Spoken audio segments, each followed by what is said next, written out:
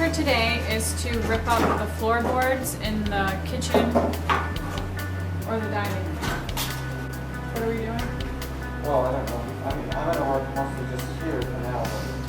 To see how far the joists have settled so that we can try to level it out to the beam, which is obviously high.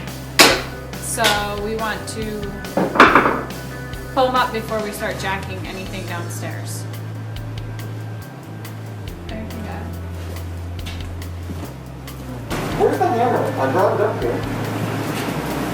I had it. There's one behind you. A little A tiny little tiny one. I don't want that one. I want a big one. I had it in my hand downstairs. Did I leave it down there?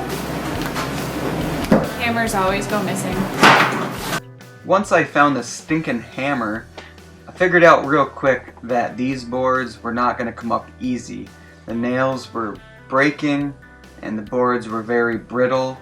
It's kind of been the story of this whole house. Whenever we try to save something, we can't.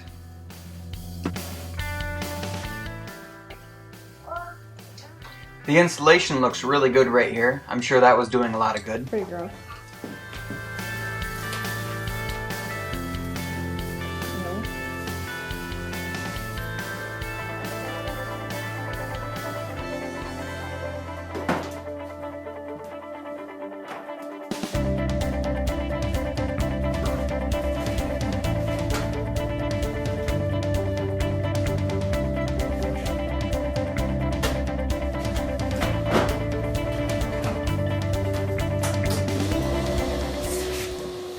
We were going to attempt to shop back out this old chimney, but it looked like they just piled buckets of sand into it.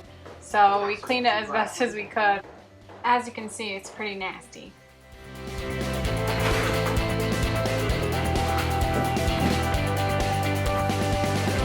I found that it's way easier to get them off if you go from the tongue side. They seem to be pulling up really easily that way. However, it's only a short little section, so.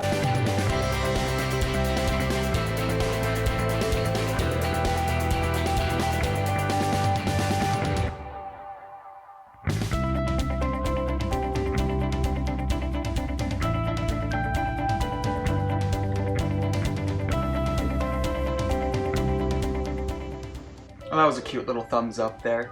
This floor did not want to come up.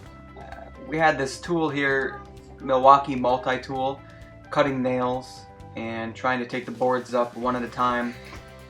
It worked okay, and I'll be interested to see how much of that floor we will be able to reuse in the future. The amount of work that goes into trying to save a floor is unbelievable. When you look at the cost of old salvage flooring, it's very expensive. You can pay easily $14 to $20 a foot, and I'll tell you, after trying to salvage this floor, I'd almost say that it's worth it.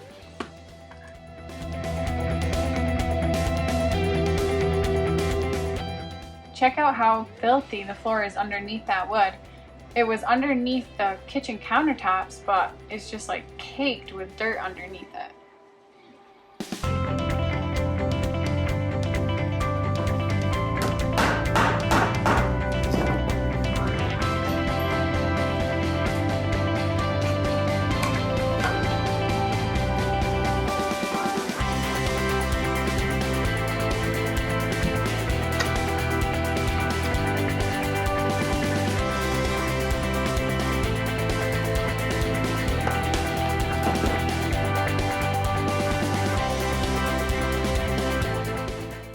This is where there's actually 2 layers of the boards. This top layer is very, very thin. You can see how thin that is, but it goes all the way out. The closer you get to the wall, it becomes about ½ an inch. Check out these square-headed spikes. They're pretty beefy.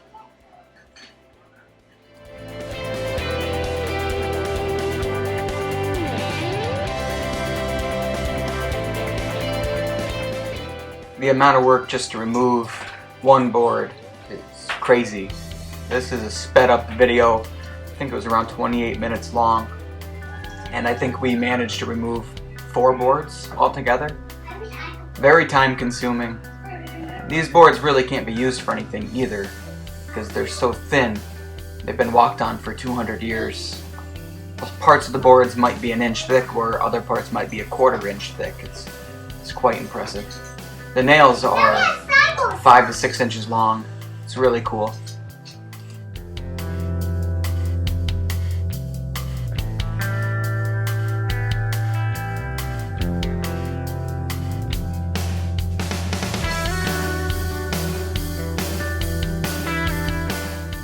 We're going to be doing at least 3 or 4 videos for just ripping up this portion of the floor, just because there's quite a bit of footage, and again, we don't really like to go over 6 or 7 minutes on one video. So thanks for watching.